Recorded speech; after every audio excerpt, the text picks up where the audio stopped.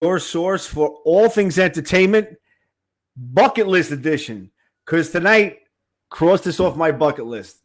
We have legendary drummer from Black Sabbath, DIO, last in line, Rick Derringer, among many others, Jim Crean, Hollywood Monsters, among many others.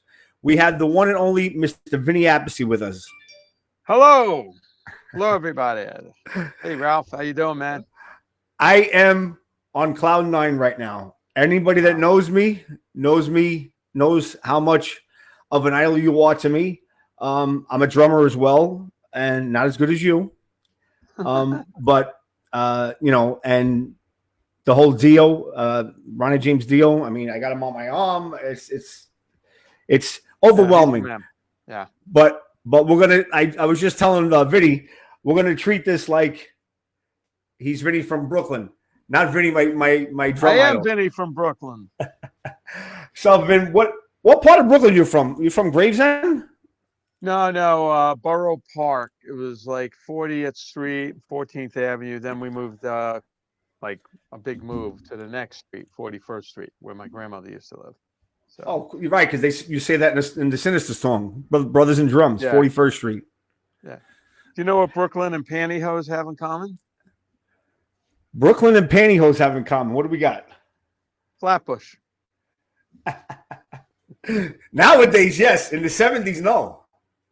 Yeah, no. Yeah. You know what I mean? You wouldn't have that now. Yeah, this is back then.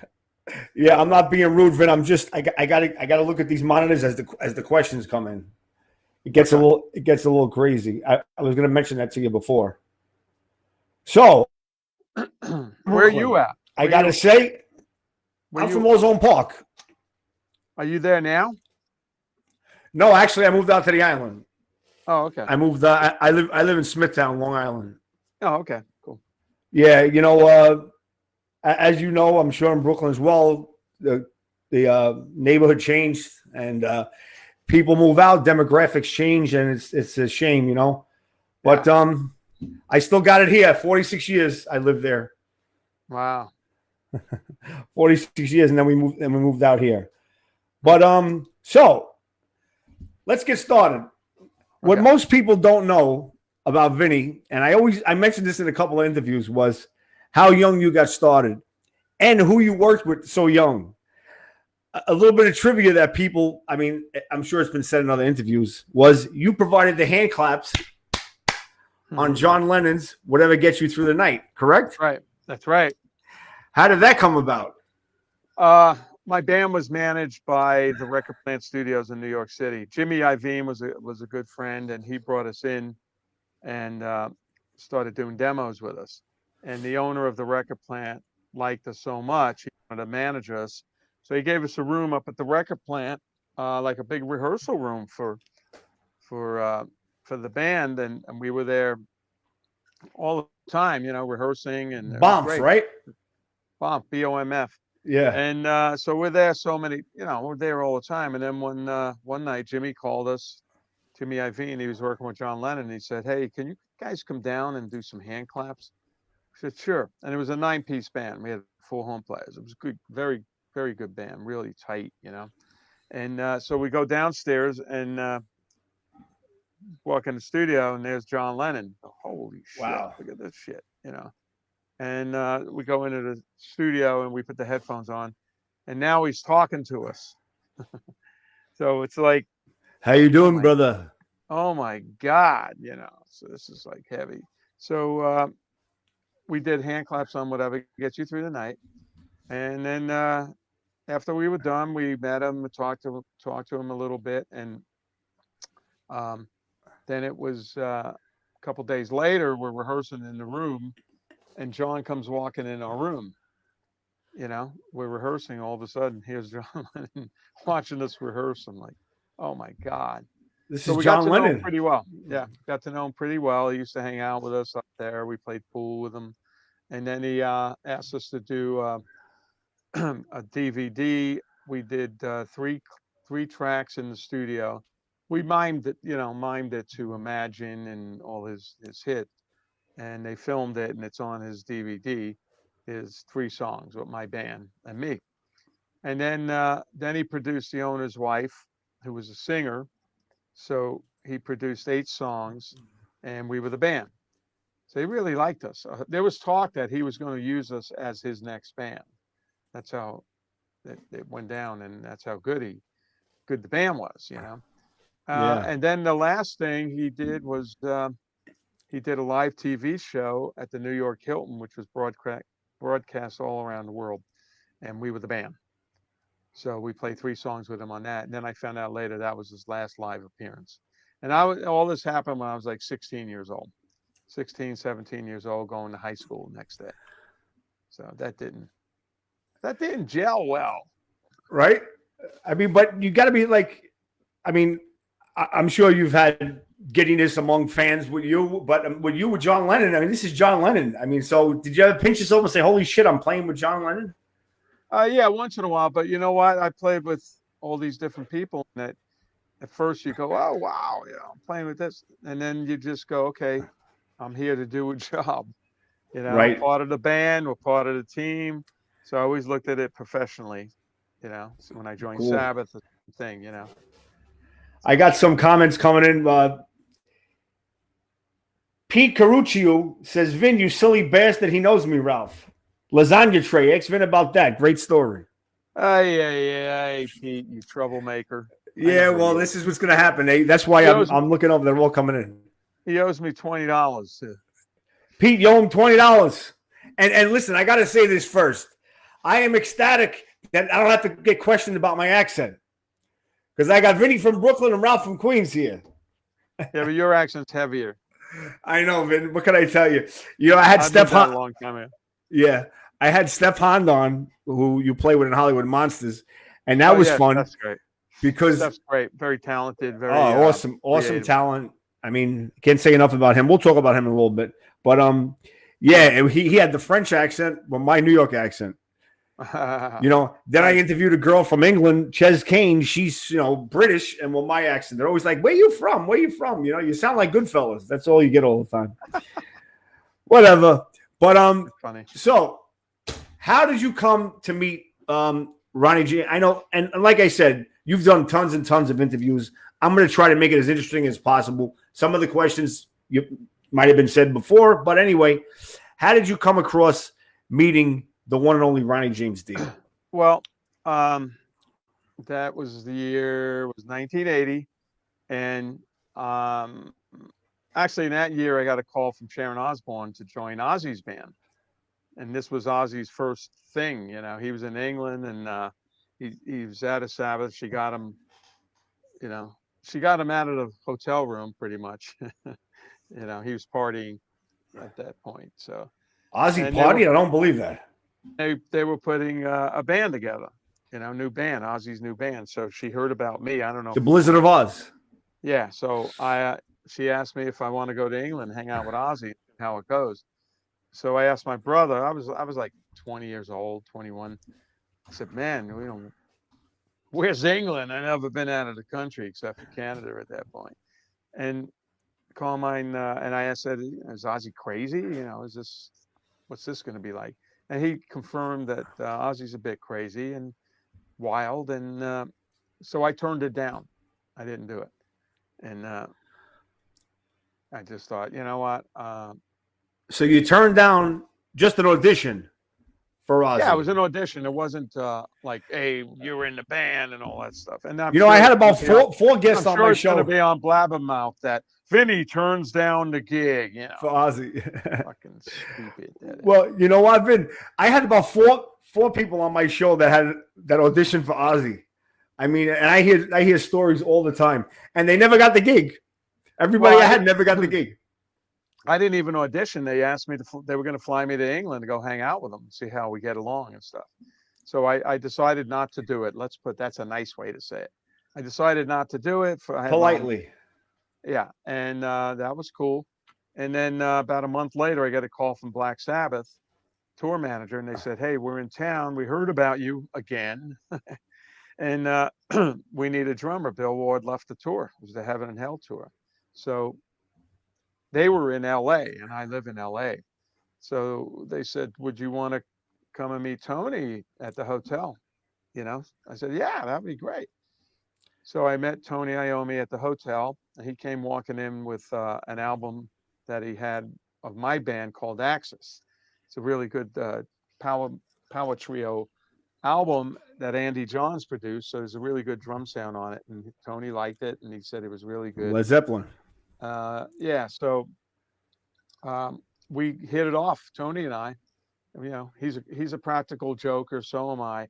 We had a lot of humor within both of us, and he said, yeah, why don't you come down to rehearsal tomorrow, meet the rest of the band? I said, okay. So I brought my drums down to SIR in Hollywood, and that's the first day I met Ronnie and Geezer and Jeff Nichols, the keyboard player.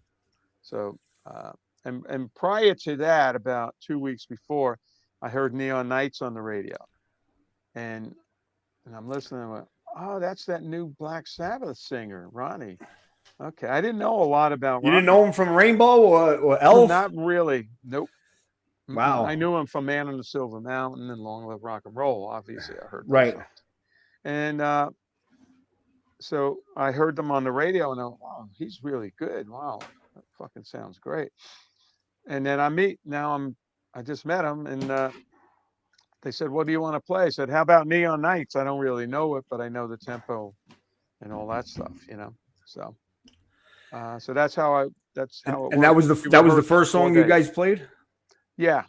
And then we played a bunch of other stuff. And then after about an hour and a half, they went to the pub to celebrate them finding a drummer. And I stayed back with Jeff, the keyboard player, and we went over as many parts of the songs as we could, because I wasn't with this stuff.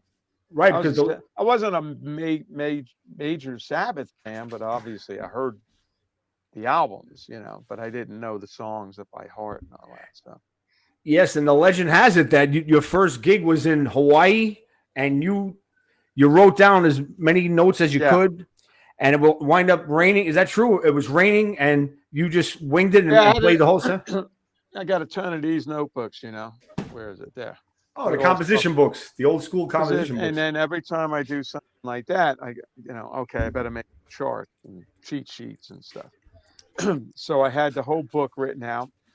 And by the last rehearsal, we didn't rehearse that much. And besides that, Tony and Geezer never played with another drummer at that point. So they were nervous too. So we went on stage, the book was there, everything cool. And then it starts raining, and it's blowing on, the wind's blowing the rain on my book, and the book's getting all messed up, and bubbling and running and all that shit. So that got me through about half of the set.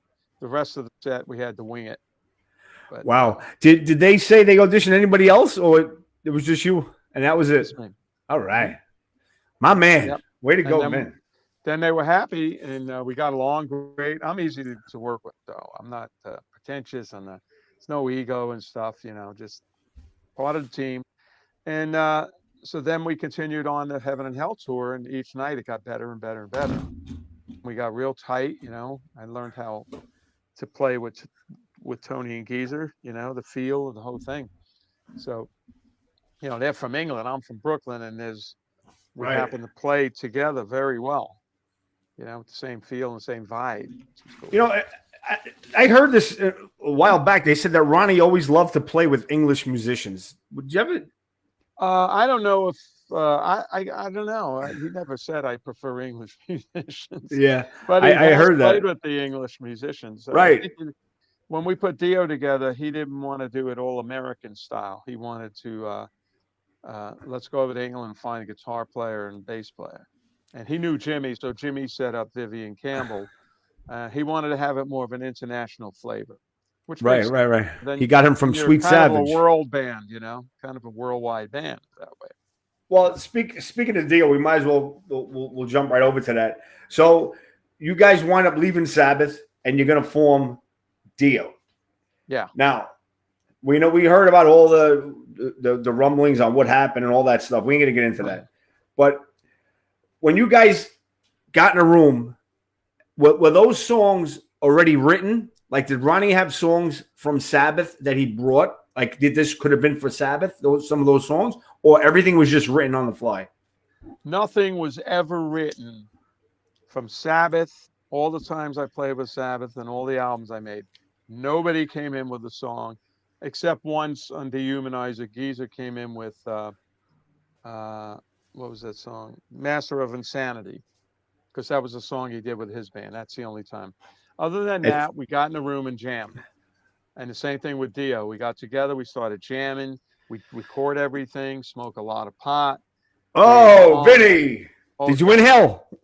Yeah, fuck yeah. Not anymore. I don't do that anymore. Actually, I'm still high from the 80s. All right. You know, it's funny you mentioned that. I want to get into that first album, but I had Jimmy Bell on. He's with Autograph now. Hmm? Two stories I got to tell you. He auditioned for Ozzy. He was second in running to Zakk Wylde, and he told the story about Master of Insanity. He wrote that song, and he was playing with Geezer, and Geezer brought it to Sabbath. Oh, I So wonder it's if he did funny. publishing. It's funny you brought. Well, we're not going to get into that. I'm just saying it's funny you brought that up, but it's funny how I only interviewed him two weeks ago, and you concurred that story. Yeah, But that was the only song ever. Everything else was written yeah, together, and and it still goes on with Last in Line. That's how we create and write songs. We get together in a room. Everybody puts their ideas in. It's a great way to do it. You got awesome. 15. Now, forget that's one of my favorite Sabbath albums, Dehumanizer. But the first album, Holy Diver. Did you sense there was like magic happening there? Did you realize how big that album was going to be for you guys when you were writing and recording that album? We had a lot of fun doing that album. We were at Sound City Rehearsal Studios, which is right across the parking lot from this recording studio. And they let us do anything we wanted. We destroyed the place. We destroyed all the pinball games in there. You couldn't lose the ball in the pinball game. We opened it up and made a ramp so it didn't go. You couldn't lose the balls. And one time, my brother's band, Vanilla Fudge, rehearsed there. We locked them in. We put all the cases in front of the door so they couldn't get out. We just tore the shit. And Ronnie was part of this? Oh, fuck yeah. Yeah, he loved doing that stuff. I'm the instigator. I would think of these things to do. He goes, You're the scotch. Yeah. You're the scotch. So we every night at 7:00 we go there and we rehearse and have a good time, hang out, party, and that's how we wrote great songs. Everybody was happy. It was perfect, and the band just kicked ass. Viv came in and just burned it up, and Jimmy and I worked together. He lays it. We call Jimmy and I the meat and potatoes. I don't know who was the meat or the potatoes, but it gelled really well. And Ronnie, used to, we jam and Ronnie just get up, we sing something, sit down, write lyrics, and get up, sing something. It's like that. And then as the album came together, I thought, this is pretty damn good, this record. And my drum tech said, yeah, it's going to go platinum. I went, I don't know about that, but we'll probably sell a couple 100,000, Nobody knew that, how many years later is it? 50, what is it, 40, 82. Well, you make it in 82. 83 came out. Almost 40. It came out in 83, so almost 40 years later, this stuff is still going. And I'm still playing the songs, Yeah. And I got to tell you, I was a 13-year-old kid, and when I heard Holy Diver and the drum sound, I'm going to get into your drum sound because I got to tell you, Vinny, there's only three, and I'll go to my grave saying this. There's only three people that I can tell who's playing the drums on the song without even knowing. Yeah. One is Bonham. Yeah. Two is Neil Peart, however you want to pronounce it. And three is Vinny Appice. You can make a case for your brother. You can make a case for tons of other people. But your sound is so distinctive that I can tell, and I'm sure other people can as well, who's playing the drums. Wow, that's a real compliment because that's hard to accomplish something like that, and it's a style too, You can't practice much on the style. Here's one drum question I want to have because I can get into drum all day with you. Mm-hmm. Do you make it a habit of playing the ride on the verse because that's part of your sound? No, I don't do that. Well, what are you doing? Tell me, please. Song called Gypsy. Is it no? Caught in the Middle. My favorite tune. I played the verses on the ride cymbal. Yes. But normally I'm 98% on the hi-hat on verses. But how does it? It sounds like it's on the ride. Your Uh, sound? I don't know. But it's not. There's new Really? mics. There's all sorts of stuff going on, But yeah, Okay, no, so because that's it's odd. Usually, all drummers would play. Most drummers would play the verse on the hi on the hat, hi-hat. and Mhm. then you open it up on the chorus to bring it up some more. Yeah. Hi hat. You start off first verse. The hi hat's a little closed. Second verse, you open it a little more. Third verse, it could be open even a little more to make it a little bit, make it build the song build. Wow. But no, just that song. I'm so glad I asked you that question. You put me in my place, Vin. Check it out again and have a good listen with headphones on to see. Yeah. So, favorite song on that first album? You gotta give me one. All of them. Can't give me one? Well, they're all. All right, save it for later. They're all. Save it for the end of the interview. We'll do a couple of songs. But last in line, you guys came out with 3 albums in 3 years. 83. 2 albums. Oh, last one. You mean DIO? Yeah. DIO. I'm saying Last in Line was the second album. You came out Holy Diver, Last in Line, Sacred Heart, 83, 84, 85. Right. I mean, how the hell, I mean, besides Ronnie being a genius that he is, how the hell did you guys do that? How did you accomplish it? Plus touring in between. That's the way you did it back then. It was just boom, boom, boom, boom, touring. We toured by continent, We're going here, we're going there, we're going here, months at a time. I mean, but Holy Diver was written in 82. Right. So we had all that time to write that album. It didn't come out till 83. And then we just hit while the fire was hot. With Last in Line, we went up to Caribou Ranch Studios and did the same thing. We had about 6 songs written and we wrote the rest up there. So. Yeah, I mean, Last in Line was a masterpiece as well. You hit it out, you had knocked it out of the park with that one. And then you came out with Sacred Heart. And I got to say this as a fan. This is where I saw that the sound was starting to change of Dio. And I felt that he might have been catering to the 80s, all the hair band. I hate to use the term hair band. But, like the song Rock and Roll Children, take it for instance. I love that song. I love it. But that was like almost like a power ballad, Did you sense there was like stuff was starting to change around that time? You know why? You know why? Why? This is not an insult to keyboard players, but keyboards got involved. Yeah. When Holy Diver was 4 guys in a room, like Led Zeppelin, jamming out riffs.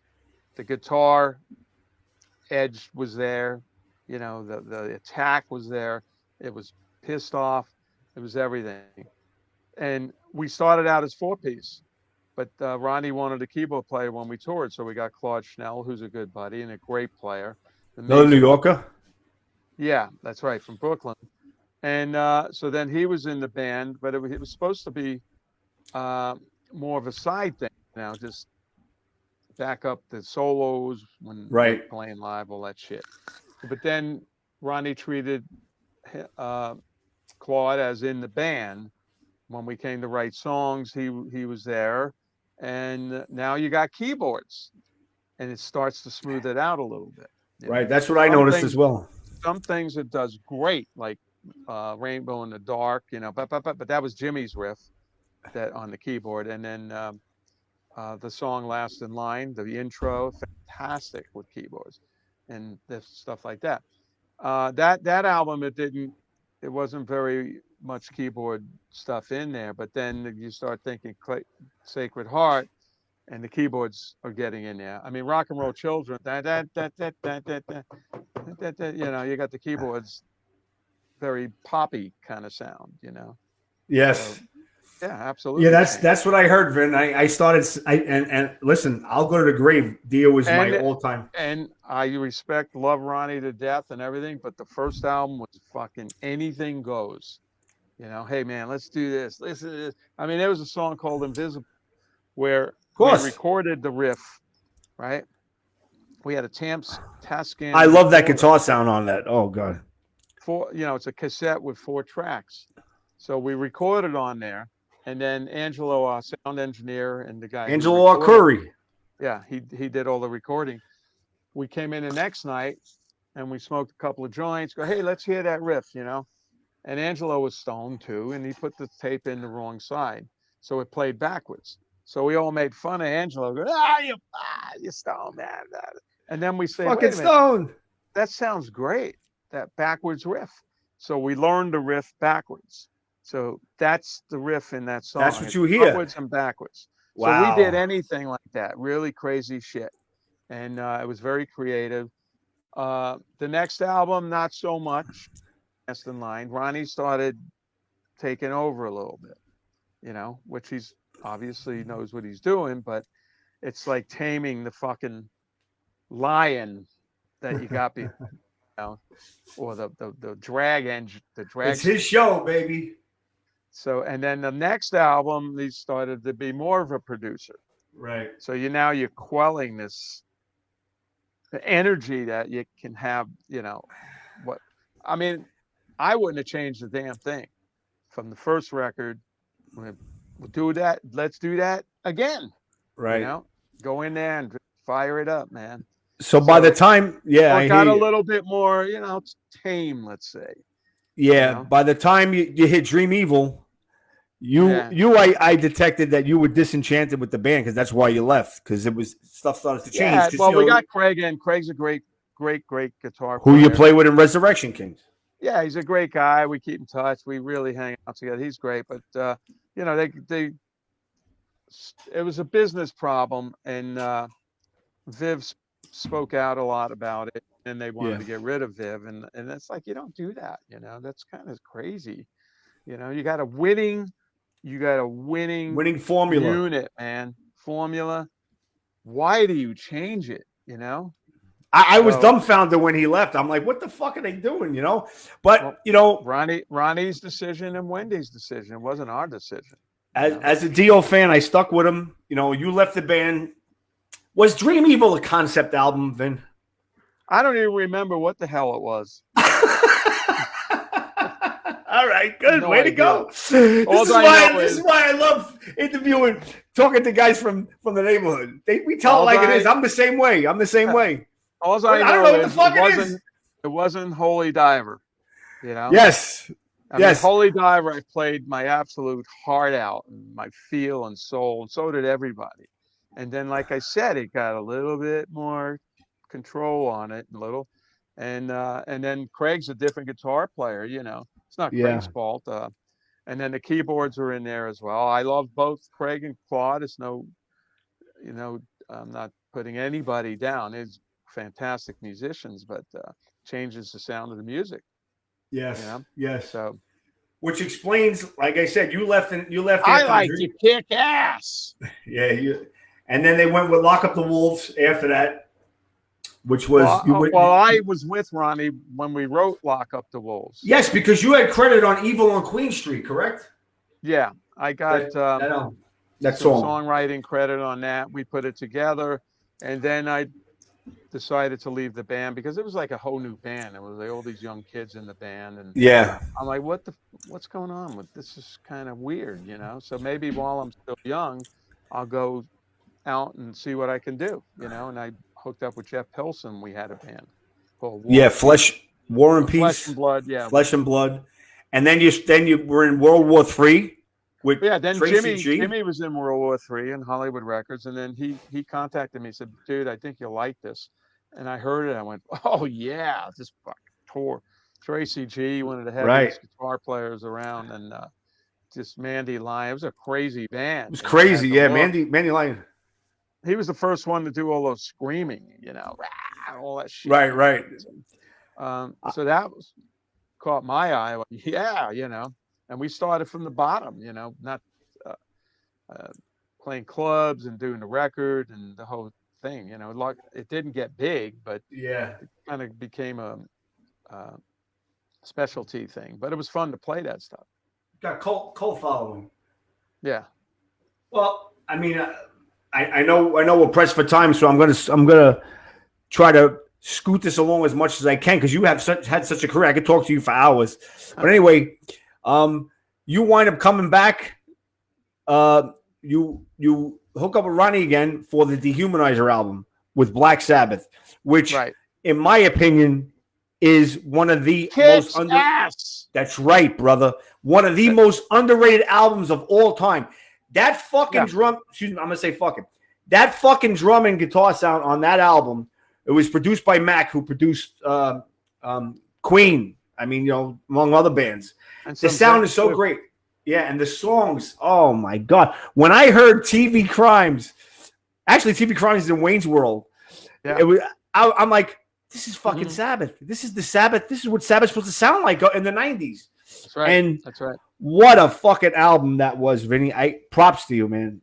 So what happened with that is, just for a note, I'm working with Mac's son now on a project. I'm playing drums on. What is that? Your 27th that you work? I know. I'm working with him. I'm just laying drums down on these really cool songs. They're kind of a modern heavy band, and it's really interesting stuff, So it's like old school meets new school, and it's really going well. Mac has a killer drum sound on that, absolutely killer drum sound. Yeah. And they were working with Cozy Powell at first. They were in England and they were writing and trying to get this album done, and it was going terribly slow, really, really slow. The reason why Cozy was there is because he was the last drummer in Black Sabbath with Tony. Tony had a couple of versions of Sabbath.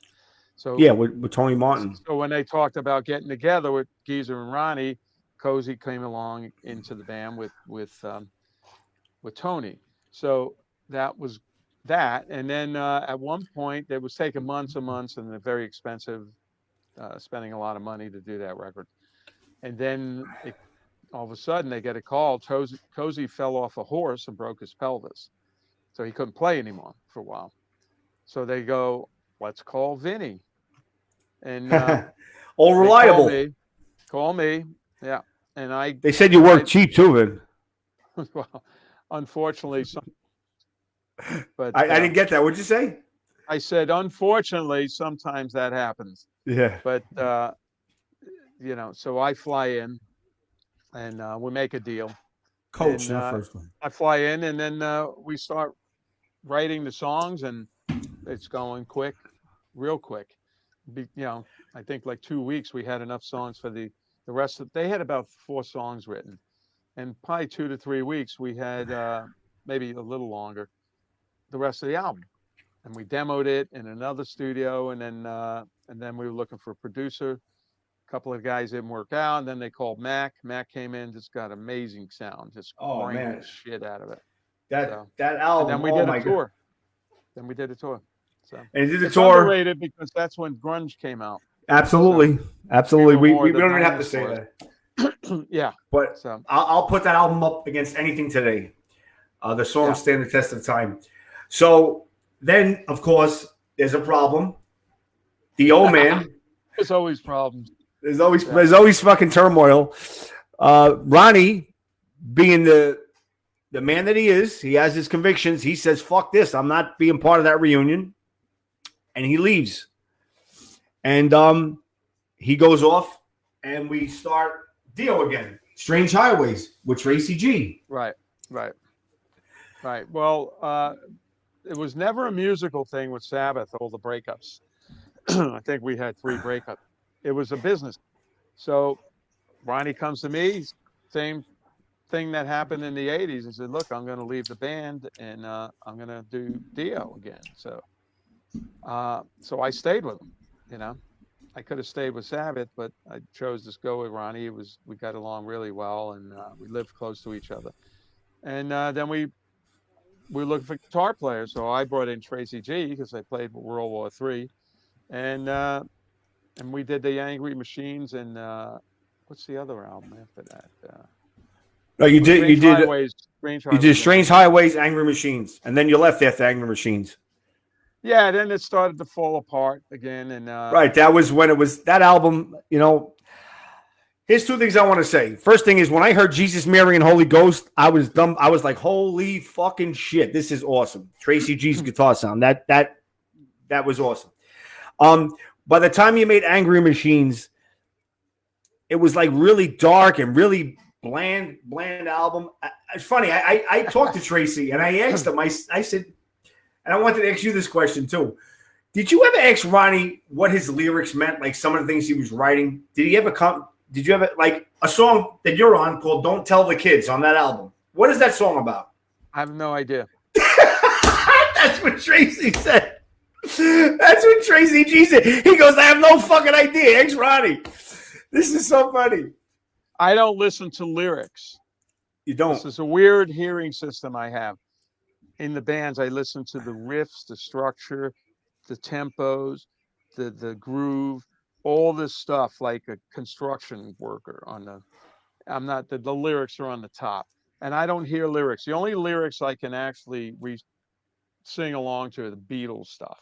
Wow. You know? Ronnie would tell me sometimes, yeah, I'm writing this, and this is a cool. I didn't remember. I had terrible memory, and but I don't know what the lyrics. The lyrics to me, that's my job is not the lyrics. It's the foundation of the band.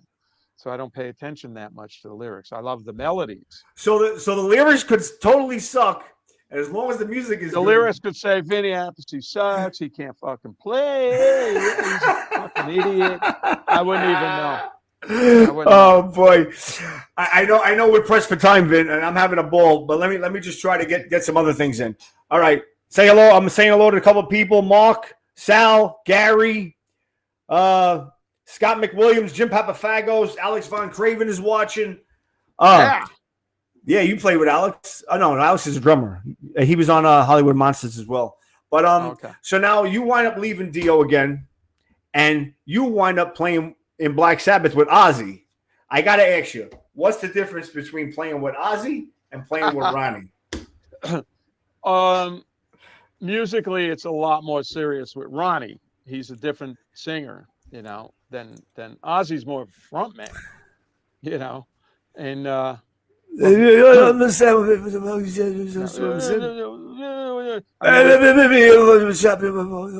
Ozzy, just fucking play. We're getting paid. Ozzy's a whole different ball game, you know. Ronnie, totally musical, totally different band. Ozzy, fucking hilarious playing with him. He's a lot of fun. He's fucking crazy, and it was pretty cool sitting up on the drum stool and looking in front of me. I mean, obviously, I sat there with Ronnie in the front and Tony and Geezer. Now I'm sitting there with Ozzy in the front, the original band. Right. I remember listening to the stuff as a kid. Now I'm here, and here's the original band. That's pretty cool, you know. That band you knew. Yeah, but that was a lot of fun, man. It was great. It was really cool. All right, so a couple other things we're going to talk about. First thing is Appice. Now, you came out with an album, you and your brother, and I got the shirt on. Oh, yeah. All right. There you go. I'm a fan, Vin. Remember, I'm a fan first and foremost. So you got Jim Crean on vocals, who was a friend of the show and an awesome singer. I mean, those tracks that he sang on that Appice album blew me away. Mm-hmm. Oh, and by the way, I got his other CDs here that you play on. London Fog, Insatiable. Right. Insatiable is the most another underrated CD. I love this CD. Well, we're doing another album, me, Jim, and Stefan. And Steph, I know. Heavier, dark one. There's not other people on it. It's us. It's just you three. Coming out great. And I told Jim, no more of these lovey-dovey covers either. You don't like that. Jim's standing there. I said, dude, this is dark and heavy. We got to go. Jim's watching, by the way. He's watching. I know he is. What's up, Jim? Jim is my boy. I can't say enough about him. I mean, we met him on a gig we were doing up in maybe it was Buffalo. I don't know. And because we always had different singers in the beginning. And then Jim was there. And don't do that. And he sang. And then we went, holy shit, this fucking guy is great. Vinny, as a fan, I know, first of all, the Sinister album is killer. I love it. And I said Jim stands out on those 4 tracks that he did. Yeah. The next album you're doing, it's got to be all Jim. As a fan. Jim. All right, there you go. It's all me, too. It's not Carmine. Really? Yeah, it says me, Steph, and Jim. No.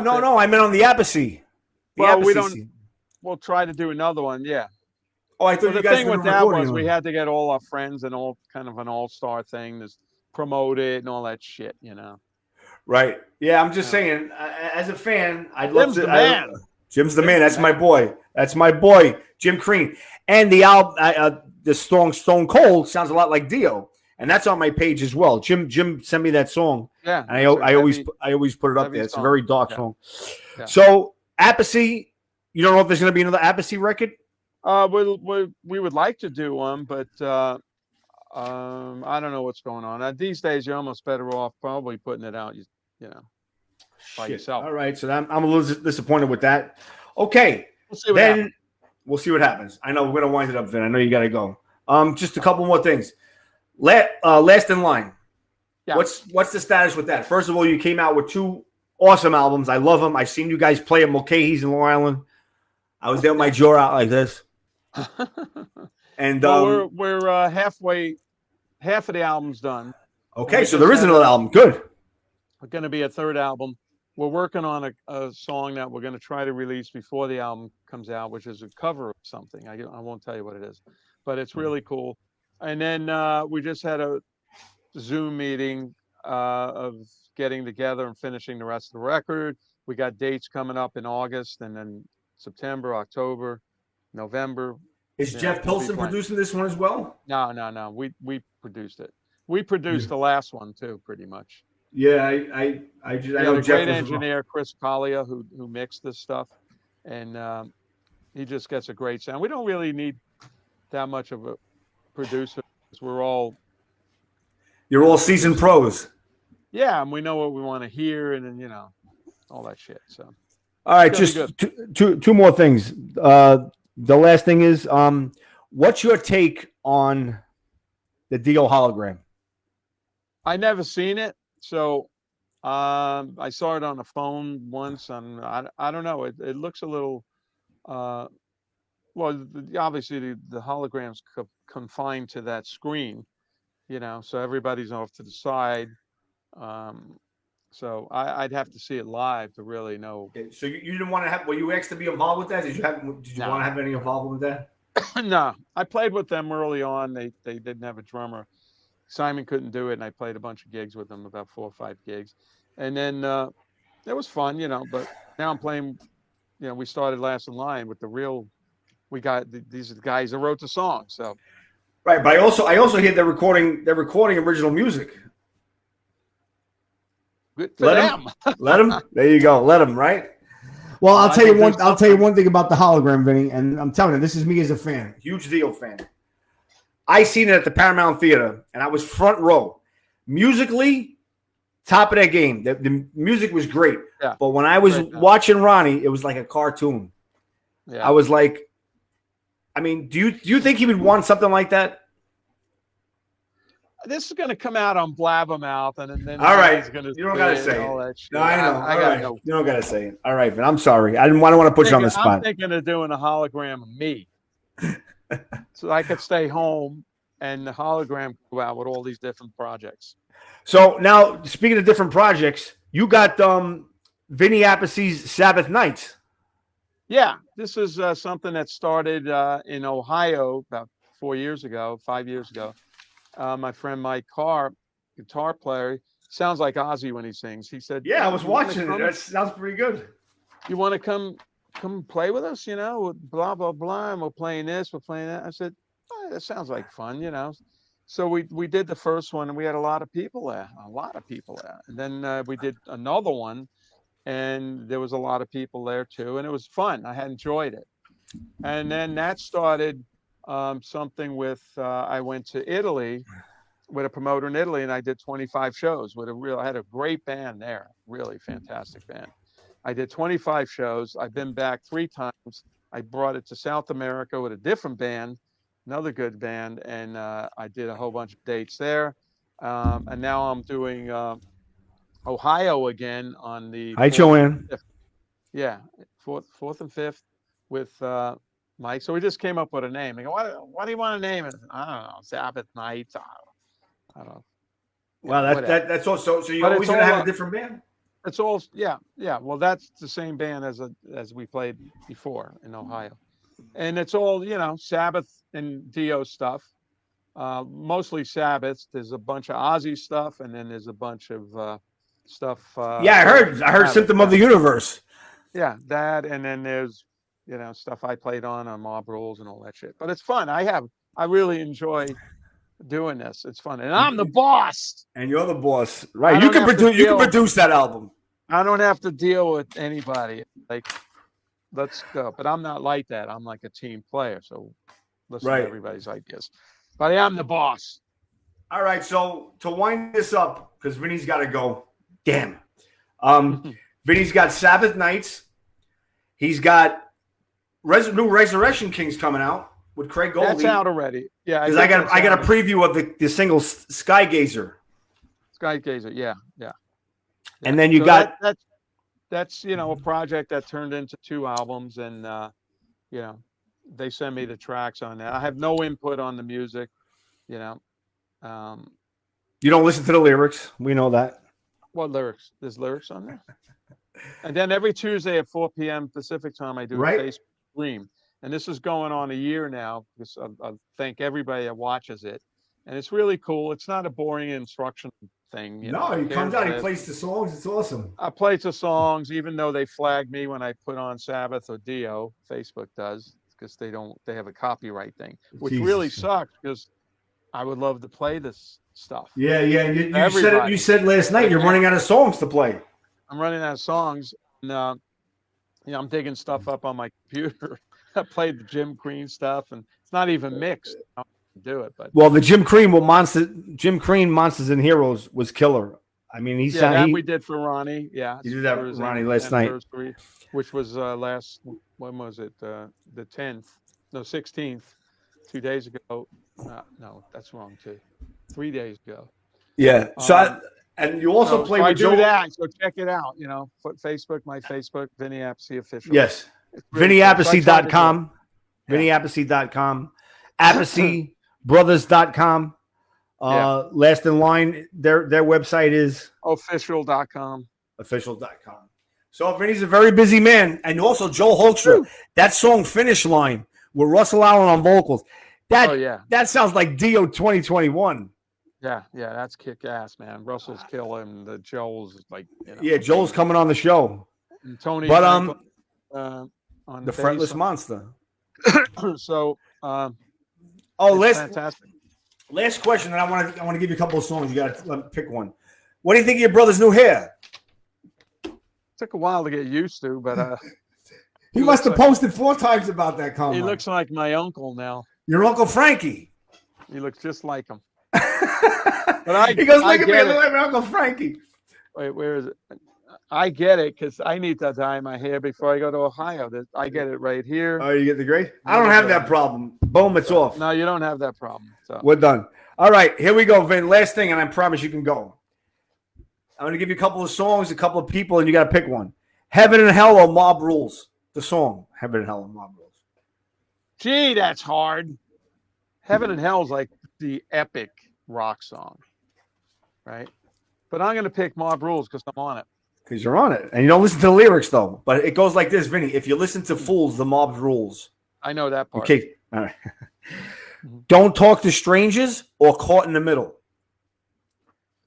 I think most people would say Caught in... Don't Talk to Strangers. I'll say Caught in the Middle. All right. Way to go, Vin. And Jim Yes, Crean. I'm on the symbol on the verses. All right. Way to go, Vin. Right. And Jim Crean does the best version I've ever heard on that album. Caught in the Middle. On his album Insatiable. I don't work for Jim Crean, Vin, just so you know. I kiss his ass a little bit, but I don't work for him. Last in Line or We Rock? The song Last in Line. That's 2 epic songs too. I'm gonna pick I love playing We Rock, but I'll pick Last in Line. Cool. That's epic. All right. Epic. After All or Bible Black? After All, man. That's right, Vinny. Way to go, that was actually my idea when we were writing Dehumanizer. I said we should do a song like Black Sabbath, really slow, and that I brought it up to them, and then we started messing around. And, wow. And that's what happened. Actually, I was going to play that on Facebook, But at the sound check, I do a lot of sound checks to get the levels right. The red thing came up saying They there's a kicked you off. copyright violation. And the Those fucking thing up, bastards. knew the whole song, the whole thing. I went, oh, yeah. Fucking people, man. So and it was cool because it was so heavy. Yeah, And I was that whole really album, into man. playing it, and I just wish said, "Fuck, I pick it off because they I mute can't the sound. I mean, I could talk so Don't much more about. Yeah, I hear you. I could talk so much more about everything. Then I didn't get to a lot, but I know you're pressed for time. All right, Iommi or Campbell? Oh, no, I'm not. Both. All right, Butler or Naomi Bain? Campbell. Butler or Bain? Both. All right, last question, Vin, and you can go. Ronnie James Dio or Ronnie James Dio? Roddy, I'm gonna pick Ronald Padovano. Padovano. And rest in peace, Ronnie. We love you. Yeah, Ronnie. Yeah, we love you. I can't say enough about him. I got plenty of stories to tell about him. I actually met you.